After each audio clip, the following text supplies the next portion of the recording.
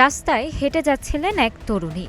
হঠাৎ সামনে থেকে মোটরসাইকেলে এসে হাজির হয় পিস্তলধারী এক ছিনতাইকারী। অস্ত্র তাক করে মোবাইল ফোনটি ছিনিয়ে নিতে চাইলে সাধারণত যে কেউ আতঙ্কিত হয়ে পড়তেন, তবে ভয় না পেয়ে খুব শান্তভাবেই পরিস্থিতি সামাল দিয়েছেন সেই তরুণী। কোনো ধরনের প্রতিরোধ না করে ধীর স্থিরভাবে নিজের মোবাইল ফোনটি ছিনতাইকারীর হাতে তুলে দেন। তার এমন শান্ত আচরণে মুহূর্তের জন্য ছিনতাইকারীও যেন হতবাক হয়ে যায়। তবে ঘটনার আসল চমক ছিল এরপর।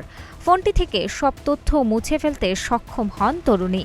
মূলত ছিনতাইকারীর কাছে যে নিজেই ফোনের সব তথ্য মুছে দেন, ফলে মোবাইলে থাকা অনলাইন ব্যাংকিং, ব্যক্তিগত ছবি, গুরুত্বপূর্ণ নথি ও অন্যান্য সংবেদনশীল তথ্য সবই ছিনতাইকারীর নাগালের বাইরে চলে যায়।